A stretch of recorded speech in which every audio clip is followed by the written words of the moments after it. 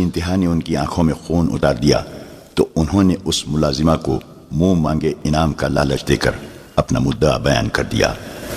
یہ ملازمہ بڑی منجھی ہوئی عورت تھی۔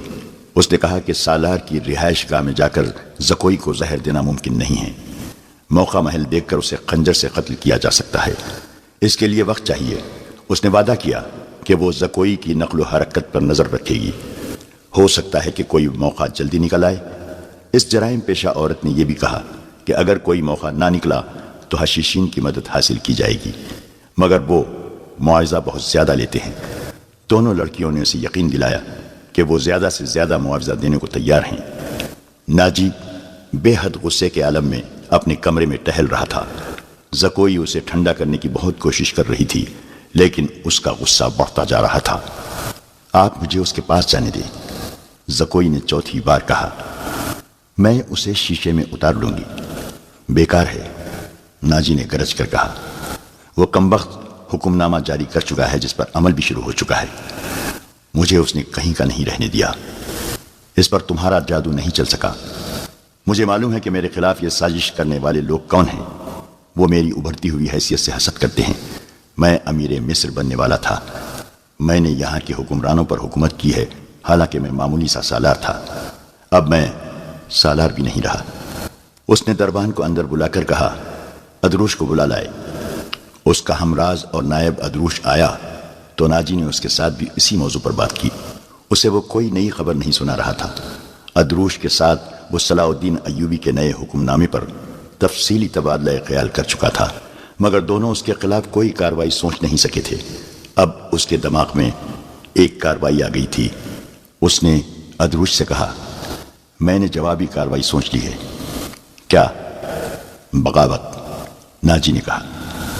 ادروش چپ چاپ اسے دیکھتا رہا۔ ناجی نے کہا، تم حیران ہو گئے ہو؟ کیا تمہیں شک ہے کہ یہ 50,000 سوڈانی فوج ہماری وفادار نہیں؟ کیا یہ صلاح الدین ایوبی کی نسبت مجھے اور تمہیں اپنا حاکم اور بحیقہ نہیں سمجھتی؟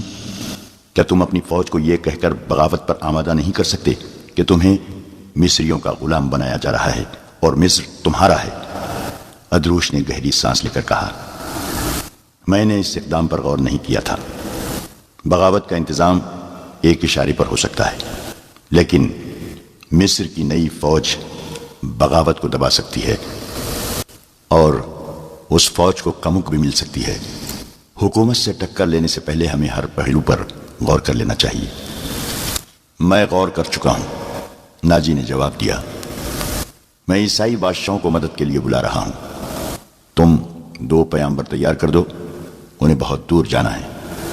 آؤ میری باتیں غور سے سن لو۔ زکوئی، تم اپنے کمرے میں چلی جاؤ۔ زکوئی اپنے کمرے میں چلی گئی اور وہ دونوں ساری رات اپنے کمرے میں بیٹھے رہے۔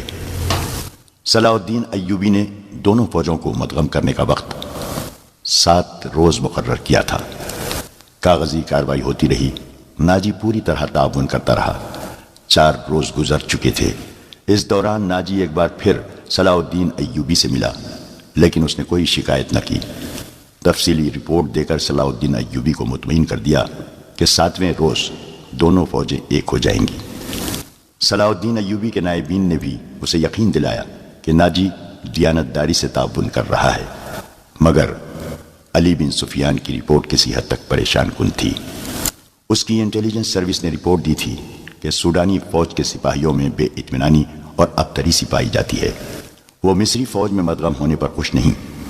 ان کے درمیان یہ افواہیں پھیلائی جا رہی تھی کہ مصری فوج میں مدغم ہو کر ان کی حیثیت غلاموں کی سی ہو جائے گی، انہیں مال غنیمت بھی نہیں ملے گا اور ان سے بار برداری کا کام لیا جائے گا، اور سب سے بڑی بات یہ ہے کہ انہیں شراب نوشی کی اجازت نہیں ہوگی۔ علی بن سفیان نے یہ رپورٹیں صلاح الدین ایوبی تک پہنچا دی۔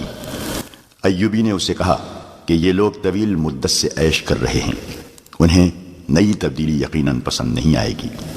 مجھے امید ہے کہ وہ نئے حالات اور ماحول کے عادی ہو جائیں گے۔ اس لڑکی سے ملاقات ہوئی یا نہیں؟ صلاح الدین ایوبی نے پوچھا۔ نہیں، علی نے جواب دیا، اس سے ملاقات ممکن نظر نہیں آتی۔ میرے آدمی ناکام ہو چکے ہیں۔ ناجی نے اسے قید کر رکھا ہے۔ اس سے اگلی رات کا واقعہ ہے رات ابھی ابھی تاریک ہوئی تھی۔ زکوئی اپنے کمرے میں تھی۔ ناجی ادروش کے ساتھ اپنے کمرے میں تھا۔ اسے گھوڑوں کے قدموں کی آوازیں سنائی دی۔ اس نے پردہ ہٹا کر دیکھا۔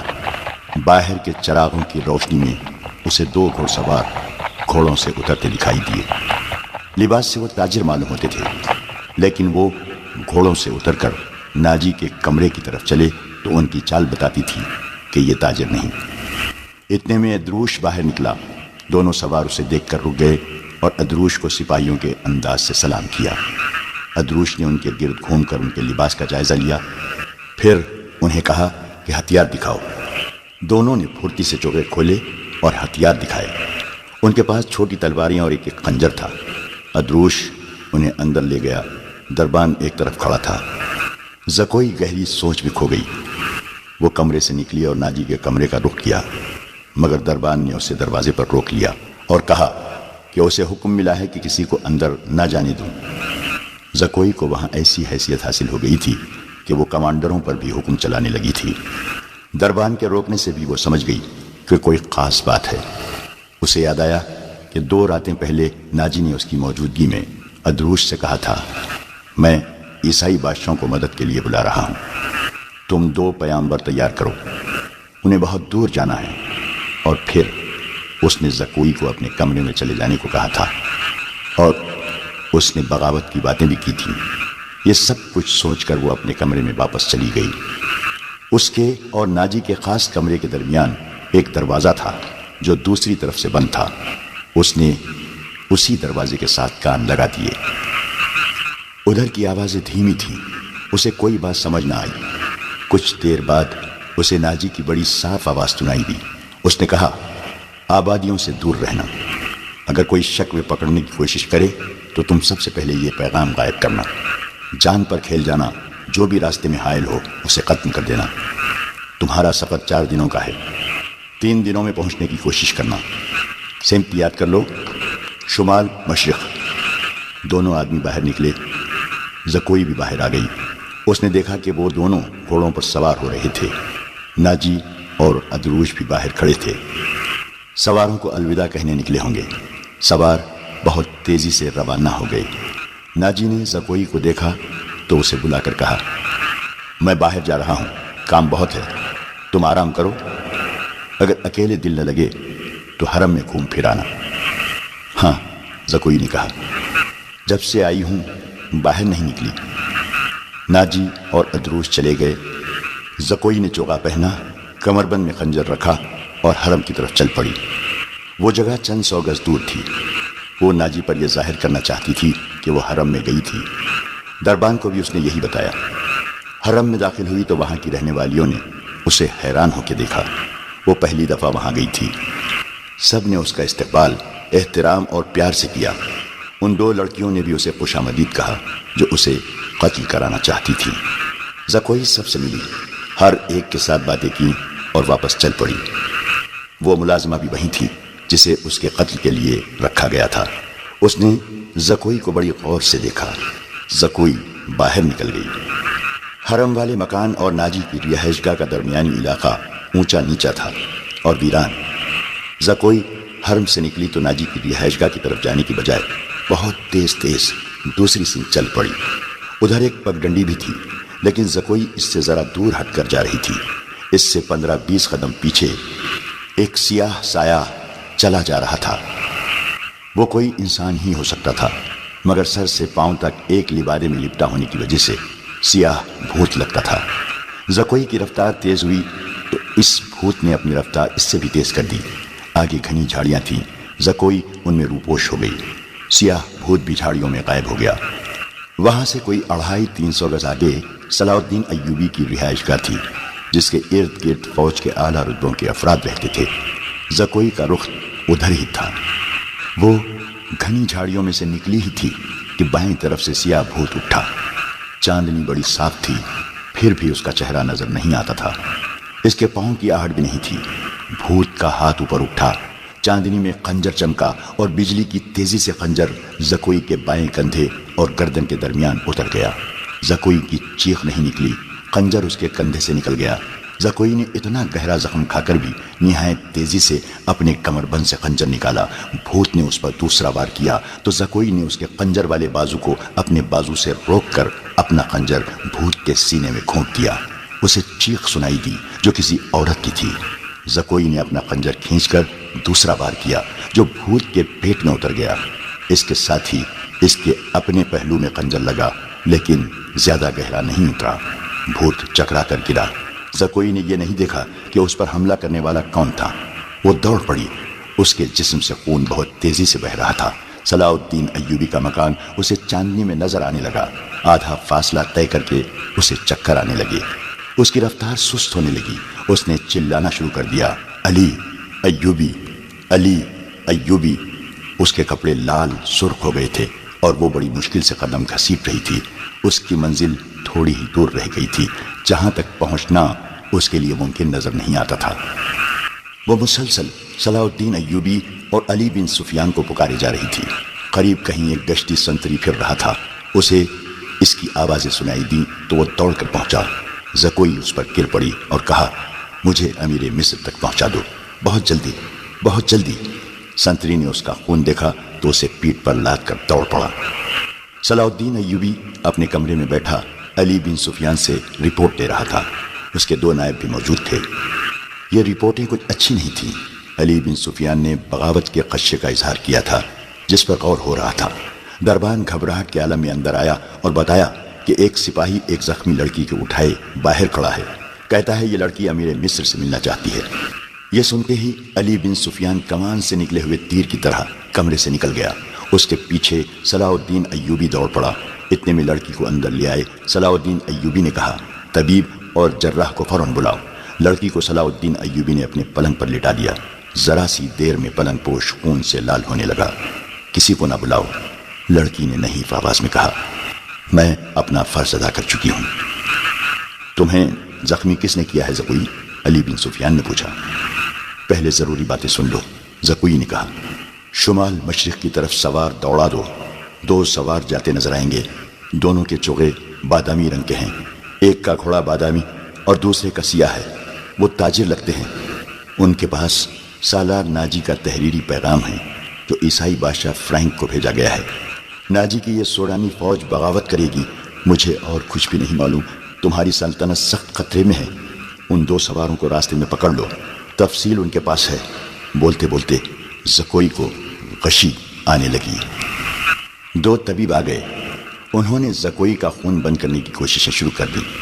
اس کے منہ میں دوائیاں ڈالی جن کے اثر سے وہ بولنے کے قابل ہو گئی۔ وہ ضروری پیغام دے چکی تھی۔ اس کے بعد اس نے دوسری ساری باتیں سنائیں، مثلا ناجی نے ادروش کے ساتھ کیا باتیں کی تھیں، اسے کس طرح اپنے کمرے میں بھیج دیا گیا تھا، ناجی کا غصہ اور بھاگ دوڑ، 2 سواروں کا آنا وغیرہ۔ پھر اس نے بتایا کہ اسے کچھ علم نہیں کہ اس پر حملہ کرنے والا کون تھا۔ وہ موقع موضوع دیکھ کر ادھر ہی رپورٹ دینے کے لیے آ رہی تھی کہ پیچھے سے کسی نے اسے خنجر گھونپ دیا۔ اس نے اپنا خنجر نکال کر حملہ آور پر حملہ کیا۔ حملہ آور کی چیخ بتاتی تھی کہ وہ کوئی عورت ہے۔ اس نے حملے کی جگہ بتائی۔ اسی وقت اس جگہ آدمی دوڑا دیے گئے۔ زکوئی نے کہا تھا کہ وہ زندہ نہیں ہو سکتی۔ اس کے خنجر اس کے سینے اور پیٹ میں لگے تھے۔ خون رک نہیں رہا تھا۔ زیادہ تر خون تو پہلے ہی بہہ گیا تھا۔ زکوئی نے صلاح الدین ایوبی کا ہاتھ پکڑا اور چوم کر کہا، اللہ آپ کو اور آپ کی سلطنت کو سلامت رکھے۔ آپ شکست نہیں کھا سکتے۔ مجھ سے زیادہ کوئی نہیں بتا سکتا کہ صلاح الدین ایوبی کا ایمان کتنا پختہ ہے۔ پھر اس نے علی بن سفیان سے کہا، میں نے کوتاہی تو نہیں کی؟ آپ نے جو فرض مجھے سونپا تھا وہ میں نے پورا کر دیا ہے۔ تم نے اس سے زیادہ پورا کیا ہے۔ علی بن سفیان نے اسے کہا، میرا تو وہم و گمان میں بھی نہ تھا کہ ناجی اس حد تک خطرناک کارروائی کرے گا اور تمہیں جان کی قربانی دینی پڑے گی۔ میں نے تمہیں صرف مخبری کے لیے وہاں بھیجا تھا۔ کاش میں مسلمان ہوتی، زکوئی نے کہا۔ اس کے آنسو نکل آئے۔ اس نے کہا، میرے اس کام کا جو بھی معاوضہ دینا ہے وہ میرے اندھے باپ اور سدا بیمار ماں کو دے دینا۔ ان کی معذوریوں نے مجھے 12 سال کی عمر میں رقاصہ بنا دیا تھا۔ زکوئی کا سر ایک طرف ڈھلک گیا، آنکھیں اد کھلی رہیں اور ہونٹ اس طرح نیمبا جیسے مسکرا رہی ہو۔ طبیب نے نفس پر ہاتھ رکھا اور صلاح الدین ایوبی کی طرف دیکھ کر سر ہلایا۔ زکوئی کی روح اس کے زخمی جسم سے آزاد ہو گئی تھی۔ صلاح الدین ایوبی نے کہا، یہ کسی بھی مذہب کی تھی، اسے پورے اعزاز کے ساتھ دفن کرو۔ اس نے اسلام کے لیے جان قربان کی ہے، یہ ہمیں دھوکہ بھی دے سکتی تھی۔ دربان نے بتایا کہ باہر ایک عورت کی لاش آئی ہے۔ جا کر دیکھا، وہ ایک ادھیڑ عمر کی عورت کی لاش تھی۔ جائے وقوع سے وہ 2 خنجر ملے تھے۔ اس عورت کو کوئی نہیں پہچانتا تھا۔ یہ ناجی کے حرم کی ملازمہ تھی، جس نے انعام کے لالچ میں زکوئی پر قاتلانہ حملہ کیا تھا۔ رات کو ہی زکوئی کو فوجی اعزاز کے ساتھ دفن کر دیا گیا اور ملازمہ کی لاش گڑھا کھود کر دفنا دی گئی۔ دونوں کو خفیہ طریقے سے دفنایا گیا۔ انہیں جب دفنایا جا رہا تھا، صلاح الدین ایوبی نے نہایت اعلیٰ نسل کے 8 جوان گھوڑے منگوائے اور 8 سوار منتخب کر کے انہیں علی بن سفیان کی کمان میں ناجی کے ان 2 آدمیوں کے پیچھے دوڑا دیا جو ناجی کا پیغام لے کے جا رہے تھے۔ زکوئی کون تھی؟ وہ مراکش کی ایک رقاصہ تھی۔ کسی کو بھی معلوم نہیں کہ اس کا مذہب کیا تھا۔ وہ مسلمان نہیں تھی، عیسائی بھی نہیں تھی۔ جیسا کہ کہا جا چکا ہے کہ علی بن سفیان صلاح الدین ایوبی کی انٹیلیجنس یعنی جاسوسی اور سراغ رسانی کا سربراہ تھا۔ اسے دوسروں کے راز معلوم کرنے کے لیے کئی ڈھنگ اختیار کرنے پڑتے تھے۔ صلاح الدین ایوبی اسے اپنے ساتھ مصر لایا تھا۔ یہاں آ کر معلوم ہوا کہ سوڈانی فوج کا سالار ناجی سازشی اور شیطان ہے۔ اس کے اندرون خانہ حالات معلوم کرنے کے لیے علی بن سفیان نے جاسوسی کا جال بچھا دیا تھا۔ اسے راز کی ایک بات یہ معلوم ہوئی کہ ناجی حسن بن صباح کے فدائیوں کی طرح مخالفین کو حسین لڑکیوں اور حشیش سے پھانستا اور اپنا گرویدہ بناتا یا مروا دیتا ہے۔ علی بن سفیان نے تلاش بسیار کے بعد کسی کی وساست سے زکوئی کو مراکش سے حاصل کیا اور خود بردہ فروش کا بہروپ ڈھار کر اسے ناجی کے ہاتھ بیچ دیا۔ اس لڑکی میں ایسا جادو تھا کہ ناجی اسے صلاح الدین ایوبی کو پھانسنے کے لیے استعمال کرنا چاہتا تھا، مگر خود ہی اس لڑکی کے دام میں پھنس گیا۔ پھنسا بھی ایسا کہ اس کے سامنے وہ اپنے نائب سالار کے ساتھ راز کی باتیں کرتا رہا۔ اس نے زکوئی کو جشن کی رات صلاح الدین ایوبی کے خیمے میں بھیج دیا اور اپنی اس فتح پر بے حد مسرور تھا کہ صلاح الدین ایوبی کا اس نے بت توڑ دیا ہے۔ اب وہ اسی لڑکی کے ہاتھوں اسے شراب بھی پلا سکے گا اور پھر اسے اپنا مرید بنا لے گا۔ مگر اس کے فرشتے کو بھی نہیں معلوم ہو سکا کہ زکوئی صلاح الدین ایوبی ہی کی جاسوسہ تھی۔ وہ اسے خیمے میں رپورٹیں دیتی رہی اور صلاح الدین ایوبی سے ہدایات لیتی رہی تھی۔ اس کے خیمے سے نکل کر زکوئی دوسری طرف چلی گئی تھی، جہاں اسے منہ اور سر پر لپیٹے ایک آدمی ملا تھا۔ وہ آدمی علی بن سفیان تھا، جس نے اسے کچھ اور ہدایت دی تھی۔ اس کے بعد زکوئی ناجی کے گھر سے باہر نہ نکل سکی، اس لیے وہ علی بن سفیان کو کوئی رپورٹ نہ دے سکی۔ آخر اسے موقع مل گیا اور وہ ایسی خبر لے کر وہاں سے نکلی جو خدا کے سوا کسی اور کو معلوم نہ تھی۔ یہ زکوئی کی بدنصیبی تھی کہ حرم میں اس کے خلاف اس لیے سازش ہو رہی تھی کہ اس نے ناجی پر قبضہ کر لیا ہے۔ یہ سازش کامیاب ہو گئی اور زکوئی قتل ہو گئی، لیکن وہ اطلاع پہنچانے تک زندہ رہی۔ اس کے مرنے کے بعد کچھ عرصہ بعد وہ معاوضہ جو علی بن سفیان نے اس کے ساتھ طے کیا تھا، صلاح الدین ایوبی کی طرف سے انعام اور وہ رقم جو علی بن سفیان نے ناجی سے بردہ فروش کے بھیس میں زکوئی کی قیمت کے طور پر وصول کی تھی، مراکش میں زکوئی کے معذور والدین کو ادا کر دی۔ موت کی اس رات کے ستارے ٹوٹ گئے اور صبح طلوع ہوئی تو علی بن سفیان 8 سواروں کے ساتھ انتہائی تیز رفتار سے شمال مشرق کی طرف جا رہا تھا۔ آبادیاں دور پیچھے رہ گئی تھیں۔ اسے معلوم تھا کہ فرینک کے ہیڈ کوارٹر تک پہنچنے کا راستہ کون سا ہے۔ رات انہوں نے گھوڑوں کو تھوڑی سی دیر کے لیے آرام دے دیا تھا۔ یہ عربی گھوڑے تھکے ہوئے بھی تازہ دم لگتے تھے۔ دور افق پر کھجور کے چند ایک درخت میں علی کو 2 گھوڑے جاتے نظر آئے۔ اس نے اپنی پارٹی کو رستہ بدلنے اور اوٹ میں ہونے کے لیے ٹیلوں کے ساتھ ساتھ ہو جانے کو کہا۔ وہ صحرا کا رازدان تھا، بھٹکنے کا اندیشہ نہ تھا۔ اس نے رفتار اور تیز کر دی۔ اگلے 2 سواروں اور اس کی پارٹی میں کم و بیش 4 میل کا فاصلہ تھا۔ یہ فاصلہ طے ہو گیا مگر گھوڑے تھک گئے۔ وہ جب کھجوروں کے درختوں تک پہنچے تو 2 سوار کوئی 2 میل دور مٹی کے ایک پہاڑی کے ساتھ ساتھ جا رہے تھے۔ ان کے گھوڑے بھی شاید تھک گئے تھے۔ دونوں سوار اترے اور نظروں سے اوجھل ہو گئے۔ وہ پہاڑی کی اوٹ میں بیٹھ گئے ہیں، علی بن سفیان نے کہا اور راستہ بدل دیا۔ فاصلہ کم ہوتا گیا اور جب فاصلہ چند گز رہ گیا تو دونوں سوار اوٹ سے سامنے آئے۔ انہوں نے گھوڑوں کے سر پر دوڑنے کا شور سن لیا تھا۔ وہ دوڑ کر غائب ہو گئے۔ علی بن سفیان نے گھوڑے کو ایڑ لگائی۔ تھکے ہوئے گھوڑے نے وفاداری کا ثبوت کیا اور رفتار تیز کر دی۔ باقی گھوڑے بھی تیز ہو گئے۔ پہاڑی کے اندر گئے تو دونوں سوار وہاں سے جا چکے تھے، مگر دور نہیں گئے تھے۔ وہ شاید گھبرا بھی گئے تھے۔ آگے ریتیلی چٹانیں تھی، انہیں راستہ نہیں مل رہا تھا۔ کبھی دائیں جاتے، کبھی بائیں۔ علی بن سفیان نے اپنے گھوڑے ایک صف میں پھیلا دیے اور بھاگنے والوں سے 100 گز دور جا پہنچا۔ ایک تیر انداز نے دوڑتے گھوڑے سے تیر چلایا جو ایک گھوڑے کی اگلی ٹانگ میں لگا۔ گھوڑا بے قابو ہو گیا۔ تھوڑی سی اور بھاگ دوڑ کے بعد وہ دونوں گھیرے میں آ گئے اور انہوں نے ہتھیار ڈال دیے۔ انہوں نے جھوٹ بولا، اپنے آپ کو تاجر کہا، لیکن تلاشی لی تو پیغام مل گیا جو ناجی نے انہیں دیا تھا۔ دونوں کو حراست میں لے لیا گیا، گھوڑوں کو آرام کا وقت دیا گیا اور یہ پارٹی واپس ہوئی۔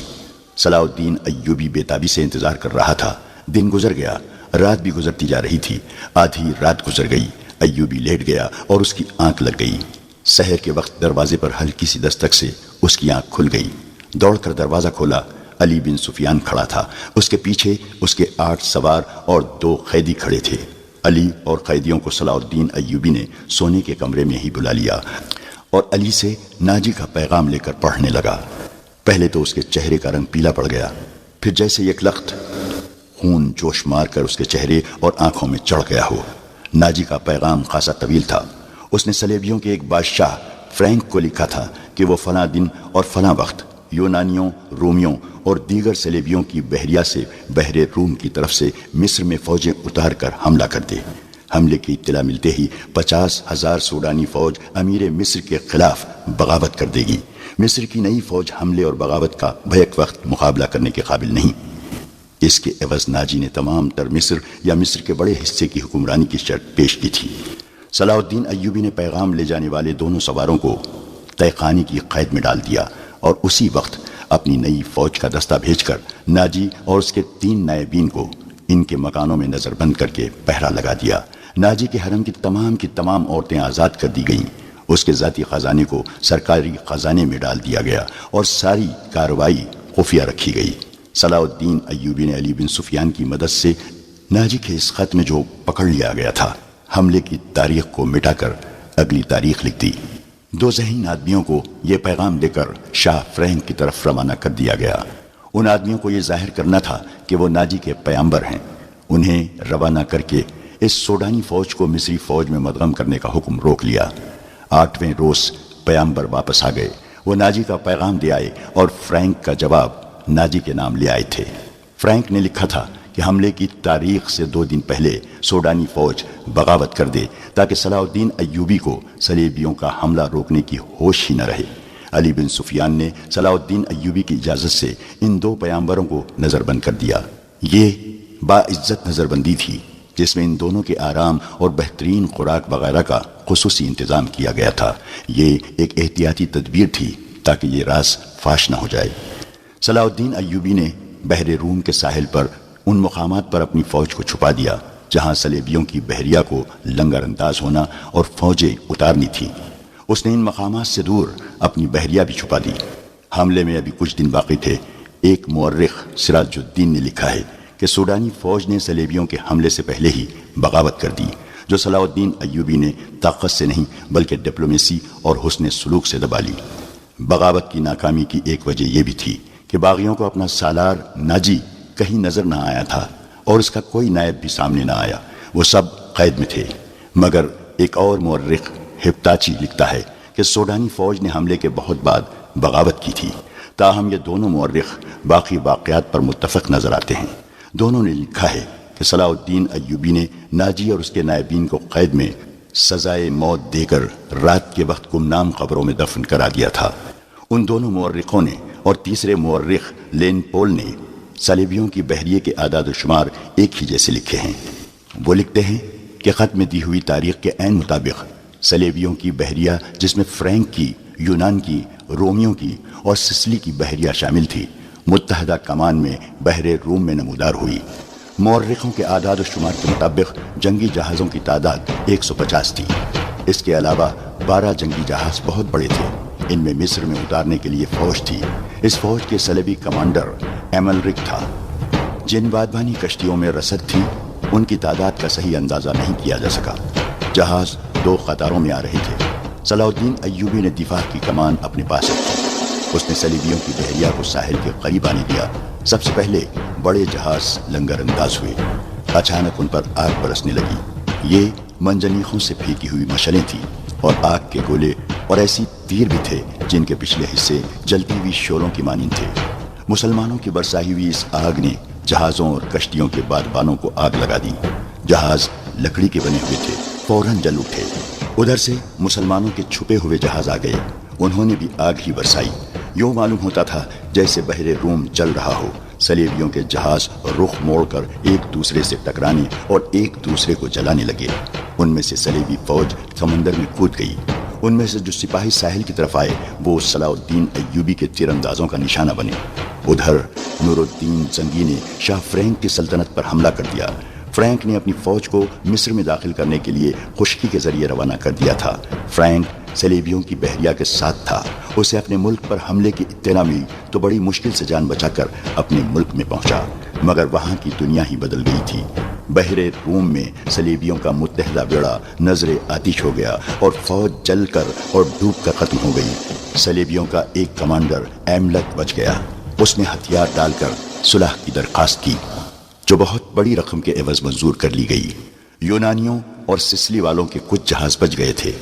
सलाउद्दीन अय्यूबी ने इन्हें अपने जहाज वापस ले जाने की इजाजत दे दी, मगर रास्ते में ऐसा तूफान आया कि तमाम तर बचे कुचे जहाज गर्क हो गए। 19 दिसंबर 1169 के रोज सलेबियों ने अपनी शिकस्त पर दस्तखत किए और सलाउद्दीन अय्यूबी को तावान अदा किया।